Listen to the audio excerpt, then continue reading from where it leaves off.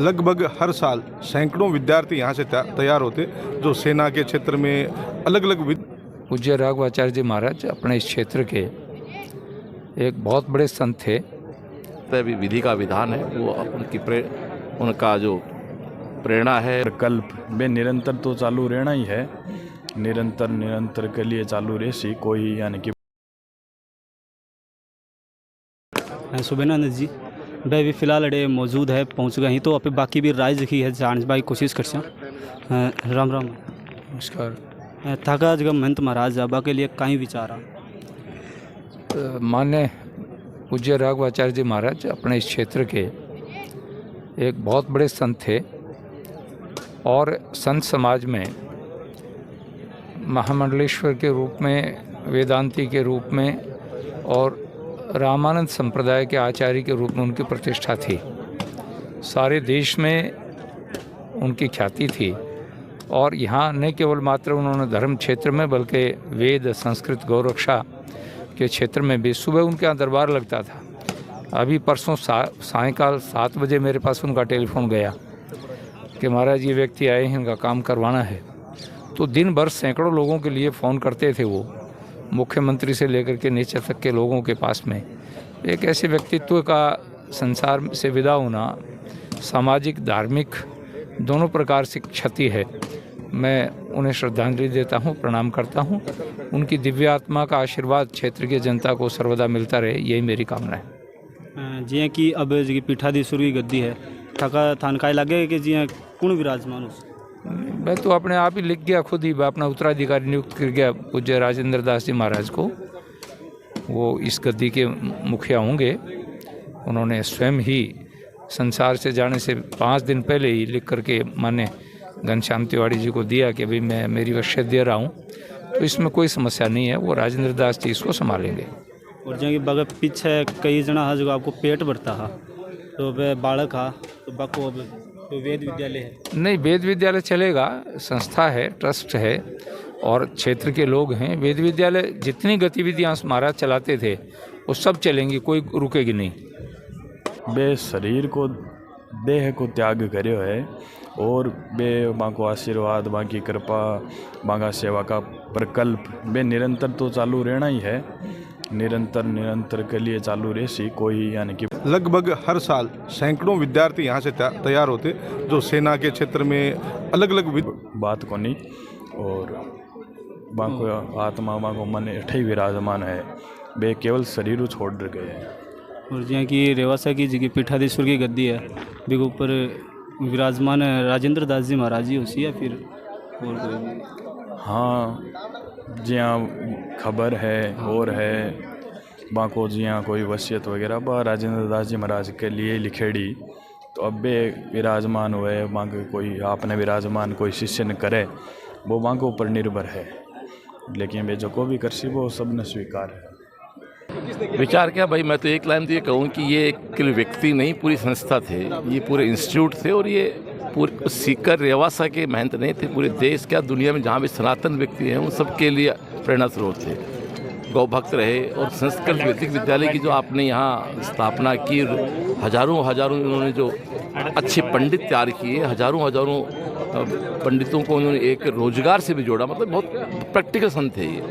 और इनका मैं तो मेरा सौभाग्य 97 में आपके संपर्क में आया था, मैं तब से लेकर आज तक मैं इनके संपर्क में रहा। मेरा सौभाग्य 18 अगस्त 2024 को जैसा कि मेरी संस्था, मेरे गुरुजी और नाथ जी की मूर्ति का अनावरण हुआ था, तब आप ही ने वैदिक मंत्र का उच्चारण किया था। तो हमारे लिए बहुत बड़ी क्षति है, लेकिन निश्चित बात है अभी विधि का विधान है। वो उनका जो प्रेरणा है, उनकी जो ज्ञान है, उनकी जो हमें गाइडलाइन मिली है, हम सब लोग उस पर चलने का प्रयास करें। भगवान हमें सामर्थ्य दे, ईश्वर अपने चरणों में उनको जगह दे। शेखावाटी में चाहे रतिनाथ जी हों, चाहे अभी राघवाचार्य जी हों, इनका बहुत बड़ा योगदान है। खास करके राघवाचार्य जी ने वेद को आगे बढ़ाने के लिए बहुत अच्छा काम किया है। देशों में भी जाकर के वेद का प्रचार कर रहे हैं। मैं ये मानता हूँ कि ये शेखावाटी के लिए नहीं, पूरे प्रदेश के लिए भारी क्षति है। ऐसे संतों से सामंजस्य बनाने का एक धार्मिक क्रांति के रूप में, चाहे राम जन्म भूमि का आंदोलन हो, उसमें भी यदि राघवाचार्य जी के योगदान को गिना जाए तो मैं कह रहा हूँ बहुत अग्रणी लोगों में से थे ये। माननीय पूर्व उपराष्ट्रपति भैरव सिंह जी शेखावत के भी इनसे बहुत अभिन्न संबंध थे। उन्होंने अपने कार्यकाल में उनको संस्कृति अकादमी का अध्यक्ष भी बनाया।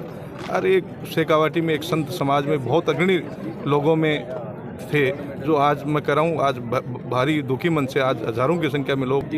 वो तो ऐसा है, राघवाचार्य जी महाराज ने जो वसीयत लिख के गए हैं उसी के अनुसार काम होगा, क्योंकि संत समाज का तो संत लोग ही करते हैं नीति निर्धारण, उनके अनुसार उनके नियम बने हैं, उनके अनुसार ही होगा। जैसा उन्होंने किया है वसीयत लिख कर गए हैं वही दर्जनदार जी हैं, वही संत होंगे, दूसरा कोई नहीं हो सकता।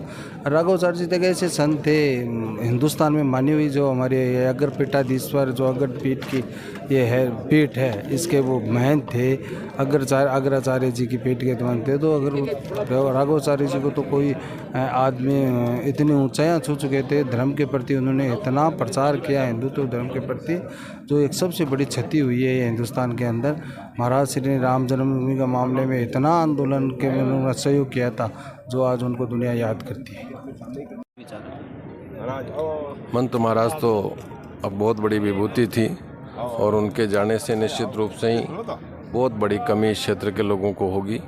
महाराज श्री ने जिस प्रकार से राम मंदिर के निर्माण में, जिस प्रकार से धर्म के जागरण में और जिस प्रकार से संस्कृत और वेदों के उत्थान में जिस प्रकार का काम किया, निश्चित रूप से एक कोई इस प्रकार के काम कोई देवात्मा ही कर सकती है। और देव स्वरूप महाराज श्री ने जिस प्रकार से आज अपने प्राण त्याग करके भगवान श्री के यहाँ प्रस्थान कर गए, निश्चित रूप से उनके जाने से क्षेत्र की जनता में भारी निराशा है, बहुत दुख है। और लेकिन मेरा ये मानना है कि महाराज श्री स्वर्ग में विराजमान होकर के भी क्षेत्र की जनता पर, इस संस्कृति और संस्कृत के विकास पर, धर्म के जागरण में निश्चित रूप से हम सबको शक्ति और मार्गदर्शन प्रदान करते रहेंगे, ऐसी मंगल कामना।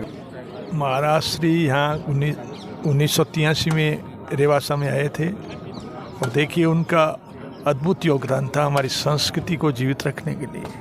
उन्होंने स्टूडेंट्स को जिस तरीके से संस्कृत का प्रशिक्षण दिया, साथ ही साथ आप देख लीजिए पूरे हमारा जो पूरा जिला है और पूरे राजस्थान में उनका एक अलग से इस बात का नाम था कि उन्होंने हिंदू संस्कृति के लिए बहुत अच्छा काम किया था। वो हिंदू संस्कृति के जखा स्थानीय ग्रामीण है ट्यागा बाका विचार है, जखा आप जानबा कोशिश कर। राम राम जी। राम राम जी। जगह विचार है थारा महंत महाराज के लिए, तो वह काय विचार है? महाराज जी बहुत अच्छे थे, अच्छे विद्वान थे और भगवान की दया से इनकी जो सती है वो पूर्ति नहीं हो सकती। सर्व समाज में इनका नाम था, अच्छे संत समाज में पकड़ थी, गौ सेवा भी करते थे, बहुत अच्छे संत थे, अच्छे विचार। तो अब थाना काय लागे जी हाँ पीठाधीश्वर की गद्दी है, भी ऊपर कौन विराजमान उसी? ये संत समाज ही फैसला करेंगे, जो महाराज जी का जी वेदांती महाराज का अचानक देवलोक गमन हो गया।